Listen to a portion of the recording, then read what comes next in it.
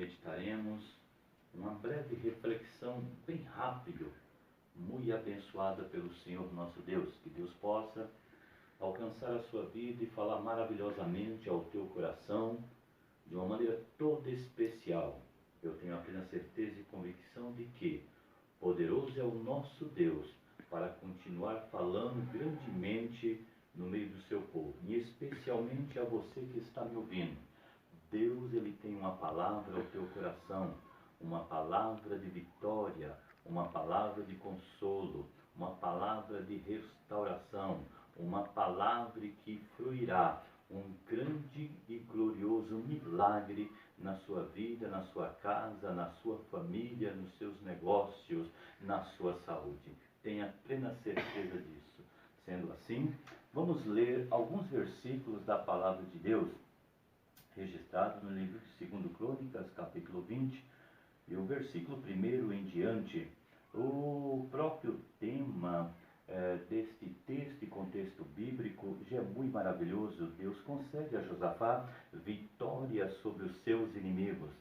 E sucedeu que, depois disso, os filhos de Moabe e os filhos de Amon, e com eles alguns dos outros dos amonitas, vieram a peleja contra Josafá. Então percebemos já que no versículo 1 se prepara uma turma de pessoas que são do contra, uma turma muito grande, um exército bem numeroso de pessoas que vinham contra Josafá, contra o povo de Israel para os destruir. Estavam se preparando para ir para uma peleja muito grande, mas para trazer com isso dor, tristeza, angústia, mortes e assim consecutivamente. Na continuidade da leitura bíblica, então vieram alguns que deram aviso a Josafá, dizendo: vem contra ti uma grande multidão da além do mar e da Síria, e eis que já estão em Hazazon Tamar, que é em Gedi. Percebemos que a mensagem já foi trazida para Josafá, conforme a preparação do adversário, com seus inimigos para se levantarem contra o povo de Deus. Então trouxe, alguém ouviu, alguém viu, porque percebemos no versículo número 2 que a mensagem foi trazida para Josafá mediante o que estava acontecendo.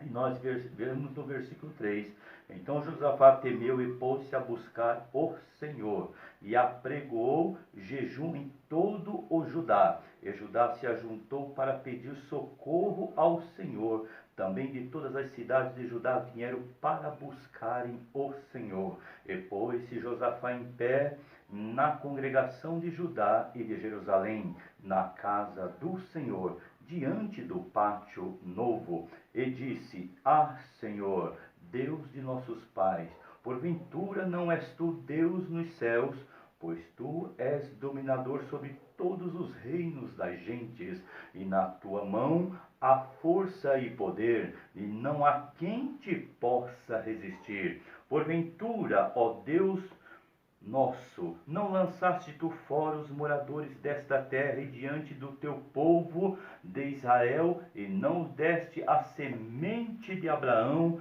teu amigo, para sempre?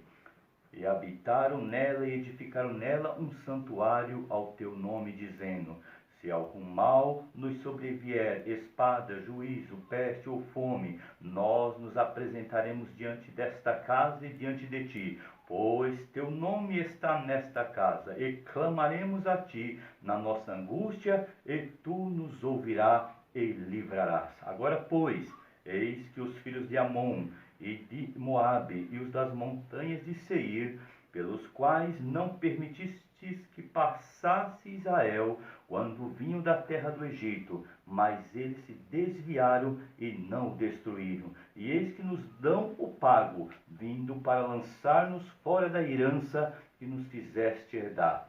Ah, Deus nosso, porventura não julgarás? Porque em nós não há força perante esta grande multidão que vem contra nós, e não sabemos nós o que faremos, porém os nossos olhos estão postos em ti.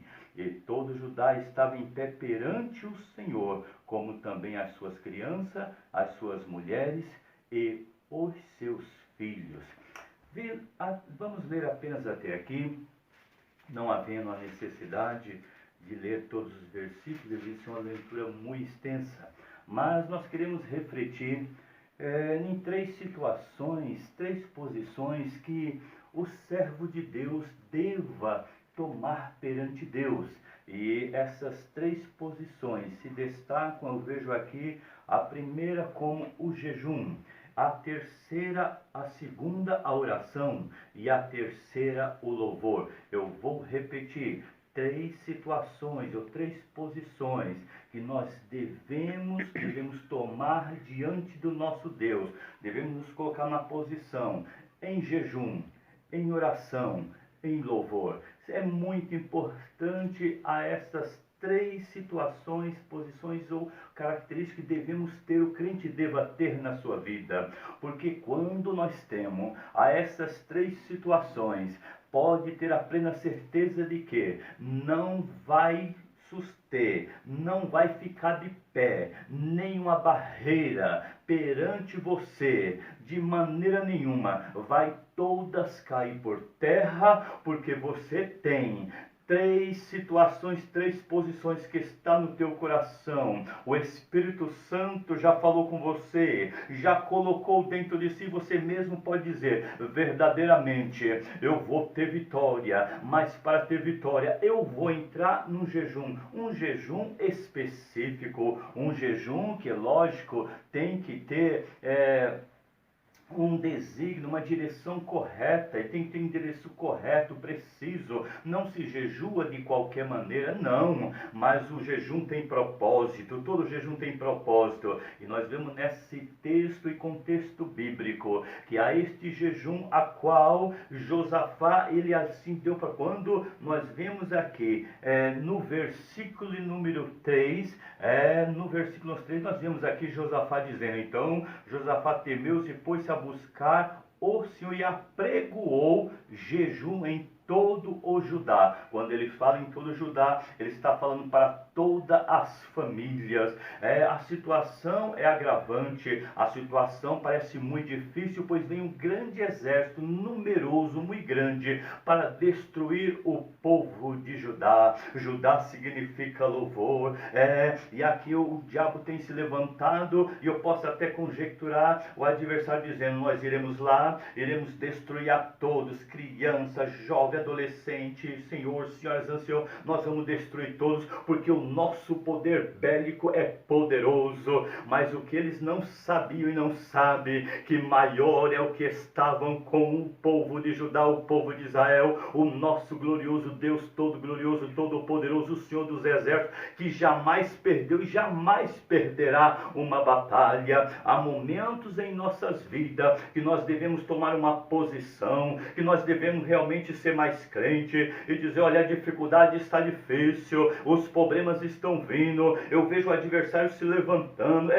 mas não tem que baixar a cabeça, não tem que desanimar não, tem que ter um propósito no seu coração. O Espírito Santo, ele fala conosco constantemente, pois Jesus nos deu essa promessa dizendo, olha, vocês não ficarão órfãos, não é para vocês ficarem com medo, atemorizados de maneira nenhuma, porque ninguém vai ficar órfão. Eu vos enviarei para vós o Consolador, que estará diante de vós com vocês até a consumação dos séculos, ou seja, para sempre. Enquanto a igreja estiver na face da terra, nós temos o Consolador, nós temos o Espírito Santo, o amigo glorioso, o Paracleto, que está, nos ajudando, nos auxiliando, nos renovando, nos falando conosco, nos direcionando nossos caminhos, nossa jornada, nossos pensamentos, nos corrigindo constantemente, e dizendo, olha, meu filho, minha filha, você não está sozinho, não está sozinha. Aí entramos num propósito, nós vemos aqui que Josafá, o temor era muito grande, pois a multidão que vinha contra ele era muito grande.